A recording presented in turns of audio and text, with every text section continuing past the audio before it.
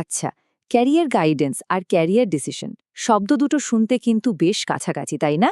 কিন্তু সত্যি বলতে কি এদের মধ্যে পার্থক্যটা বিশাল। আর সবচেয়ে বড় ব্যাপার হলো একটা ছাড়া আরেকটা প্রায় অচল। মানে সঠিক গাইডেন্স ছাড়া একটা ভালো সিদ্ধান্তে পৌঁছানো কিন্তু খুবই কঠিন। তো চলুন আজকের এই আলোচনায় আমরা ঠিক এটাই দেখব, কিভাবে সঠিক তথ্য আর গাইডেন্স কাজে লাগিয়ে একটা ফাইনাল সিদ্ধান্তে আসা যায়। কখনো কি এমন মনে হয়েছে যে একটা চৌরাস্তার মাঝে দাঁড়িয়ে আছেন, হাজারটা রাস্তার সামনেই কিন্তু কোনটায় যাবেন সেটাই বুঝতে পারছেন না? এই যে একটা অবস্থায় আটকে পড়া, একেই বলে কেরিয়ার প্যারালাইসিস। ব্যাপারটা কি জানেন? যখন অনেক বেশি অপশন সামনে থাকে, মানে গাইডেন্সের কোনো অভাব নেই, কিন্তু ঠিক একটা পথ বেছে নেবার মতো সাহস বা স্বচ্ছতা থাকে না, তখনই এই সমস্যাটা হয়। মানে তথ্য আছে কিন্তু সিদ্ধান্ত নেই। তো এই প্যারালাইসিস থেকে বের হওয়ার জন্য সবার আগে আমাদের একটা জিনিস পরিষ্কারভাবে বুঝতে হবে, আর সেটা হলো চাকরি আর ক্যারিয়ারের মধ্যেকার আসল পার্থক্যটা। দেখুন, চাকরি হলো অনেকটা শর্ট টার্ম ব্যাপার, শুধু টাকা আয়ের একটা উৎস। এর জন্য হয়তো খুব বেশি পরিকল্পনার দরকার হয় না। কিন্তু একটা ক্যারিয়ার, সেটা হলো একটা লম্বা জার্নি। আর এই সফরের জন্য কিন্তু সঠিক গাইডেন্স আর খুব ভেবেচিন্তে নেওয়া একটা সিদ্ধান্ত দুটোই লাগে। তো এই পুরো জার্নিটা আমরা ধাপে ধাপে এগোবো। প্রথমে দেখব আমরা সাধারণত কি ভুল করি, এরপর নিজের ভেতর থেকে কিভাবে গাইডেন্স পাওয়া যায় সেটা বোঝার চেষ্টা করব। তারপর বাইরের দুনিয়াটা একটু ঘুরে দেখব, আর সবশেষে সবকিছু মিলিয়ে কিভাবে একটা সিদ্ধান্তে পৌঁছানো যায় সেটাও জেনে নেব। আচ্ছা, তাহলে শুরু করা যাক প্রথম ধাপটা দিয়ে। ক্যারিয়ার যাত্রায় আমরা সাধারণত কি ভুল করি যা আমাদের সঠিক সিদ্ধান্ত নিতে দেয় না? এই যে ভুলগুলো আমরা দেখি, বাবা মায়ের চাপ, শুধু প্যাশনকে গুরুত্ব দেওয়া বা কোনটা সহজ পথ সেটা খুঁজে নেওয়া, এগুলো কেন হয় বলুন তো? কারণ এগুলো সবই সিদ্ধান্ত, কিন্তু এগুলোর পেছনে কোনো শক্ত গাইডেন্স বা ঠিকঠাক তথ্য থাকে না। সমাজের চাপে বা আবেগের বশে নেওয়ার সিদ্ধান্তগুলো বেশিরভাগ সময়ই কিন্তু আমাদের ভুল পথে নিয়ে যায়। তো ভুলগুলো তো দেখলাম, এখন প্রশ্ন হলো সঠিক গাইডেন্সটা পাবো কোথায়? সত্যি বলতে কি, সবচেয়ে সেরা গাইডেন্সটা কিন্তু অন্য কেউ দিতে পারে না। ওটা আমাদের নিজেদের ভেতর থেকেই আসে। তাই কোনো বড় সিদ্ধান্ত নেওয়ার আগে নিজের ভেতরের কম্পাসটাকে একবার ঠিক করে নেওয়াটা খুব জরুরি। এই কম্পাসের প্রথম কাঁটাটা হলো আমাদের আগ্রহ। মানে কোন কাজটা করতে আসলে ভালো লাগে, হাতে কলমে কাজ নাকি কোনো সমস্যা নিয়ে গভীরভাবে চিন্তা করা। আচ্ছা, কেউ হয়তো সৃজনশীল কাজে আনন্দ পান, আবার কেউ মানুষকে সাহায্য করতে ভালোবাসেন। এই প্রশ্নগুলোর উত্তরই কিন্তু সেরা গাইডেন্সের দিকে এক ধাপ এগিয়ে দেবে। এরপর কম্পাসের দ্বিতীয় কাঁটাটা হলো ব্যক্তিত্ব। কারণটা খুব সহজ। যে কাজের পরিবেশটা আমাদের পার্সোনালিটির সাথে খাপ খায়, সেখানেই কিন্তু আমরা আমাদের সেরাটা দিতে পারি। যেমন ধরুন, একজন ইন্ট্রোভার্ট বা অন্তর্মুখী মানুষ হয়তো গবেষণার কাজে বেশি স্বাচ্ছন্দ্য বোধ করবেন।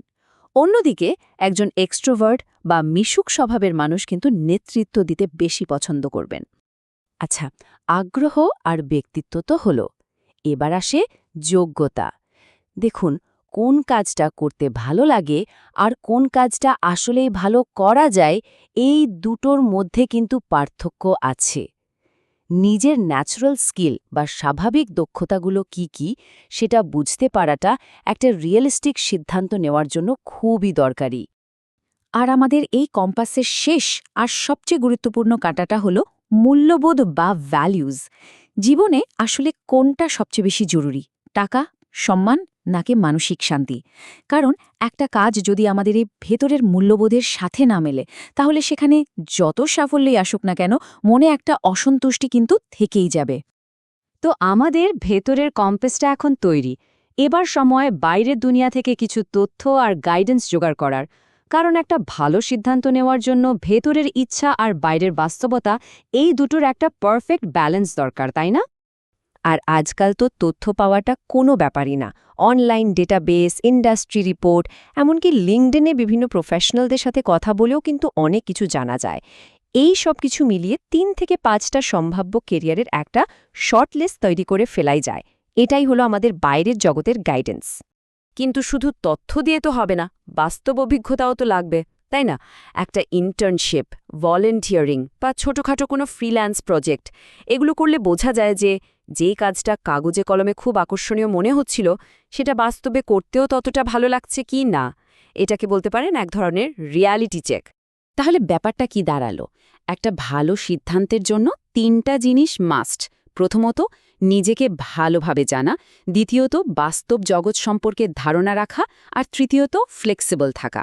আর খেয়াল করে দেখুন, এই সব কিছুই কিন্তু ফাইনাল সিদ্ধান্তটা নেওয়ার আগের ধাপ, মানে গাইডেন্স জোগাড় করার পর্ব। ওকে, তো এতক্ষণ আমরা গাইডেন্স আর তথ্য জোগাড়ের পর্বটা শেষ করলাম। এবার আসল কাজ, এই সব তথ্যের ওপর ভিত্তি করে একটা চূড়ান্ত ডিসিশন বা সিদ্ধান্ত নেওয়ার পালা।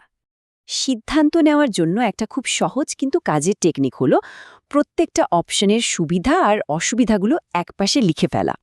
মানে একটা simple pros and cons list. এটা আমাদের চিন্তাগুলোকে গুছিয়ে দেয় আর তুলনা করতেও খুব সাহায্য করে। আচ্ছা, একটু গভীরে গিয়ে যদি ভাবা যায়, তাহলে প্রত্যেকটা অপশনকে আমরা 3টা পাল্লায় মাপতে পারি। একটা হলো সম্পদ বা ফিনান্সিয়াল সিকিউরিটি, দ্বিতীয়টা স্বায়ত্তশাসন বা কাজে নিজের কতটা কন্ট্রোল থাকবে, আর তৃতীয়টা হলো অর্থ বা কাজটা করে কতটা মানসিক শান্তি পাওয়া যাবে। এই 3টার মধ্যে একটা ব্যালেন্স খুঁজে বের করতে পারলেই কিন্তু একটা দারুণ সিদ্ধান্ত নেওয়া যায়। এখানে সম্পদ বলতে কিন্তু শুধু স্যালারি বা বেতন বোঝানো হচ্ছে না, এর মানে আরও বড় কিছু, যেমন এমন একটা স্কিল বা দক্ষতা অর্জন করা যার বাজারে চাহিদা আছে, যেটা ভবিষ্যতে আরও অনেক নতুন দরজা খুলে দেবে আর আপনাকে ফিনান্সিয়াল ফ্রিডম এনে দেবে। তো একটা ভালো সিদ্ধান্ত তো নেওয়া হলো, কিন্তু এখানেই তো শেষ নয়। এরপর সবচেয়ে জরুরি কাজটা হলো সেই সিদ্ধান্তটাকে একটা অ্যাকশন প্ল্যানে বদলে ফেলা। আর এই কাজের জন্য SMART গোলস ফ্রেমওয়ার্কটা কিন্তু দারুণ। এটা আপনার লক্ষ্যগুলোকে শুধু স্বপ্ন না রেখে সেগুলোকে অর্জন করার মতো একটা বাস্তবে রূপ দেয়। একটা কথা আমাদের মনে রাখতে হবে, ক্যারিয়ার মানে কিন্তু একটা সিঙ্গল ডিসিশন নয়, এটা আসলে ছোট ছোট অনেকগুলো সিদ্ধান্তের যোগফল, যা সময়ের সাথে সাথে আমাদের একটা বড় লক্ষ্যের দিকে এগিয়ে নিয়ে যায়। আর সবচেয়ে গুরুত্বপূর্ণ কথাটা হলো, কোনো সিদ্ধান্তই কিন্তু জীবনের শেষ কথা নয়। কেরিয়ার প্ল্যানটা একটা জীবন্ত দলিলের মতো, এটাকে সময়ের সাথে সাথে বদলাতে হয়। তাই সবসময় নতুন তথ্যের জন্য চোখ কান খোলা রাখুন, আর দরকার হলে নিজের সিদ্ধান্ত বদলাতেও দ্বিধা করবেন না। তাহলে মূল কথাটা কি দাঁড়ালো? সঠিক গাইডেন্স খুঁজে বের করা আর সেটার উপর ভিত্তি করে একটা সাহসী সিদ্ধান্ত নেওয়া। মনে রাখবেন, ক্যারিয়ার একটা লম্বা যাত্রা, কোনো ফাইনাল ডেস্টিনেশন নয়। হয়তো আজকের সিদ্ধান্তটাই শেষ কথা নয়, কিন্তু এটাই জার্নির পরবর্তী সঠিক পদক্ষেপ। এখন প্রশ্ন হলো, সেই পরবর্তী পদক্ষেপটা কি হতে চলেছে?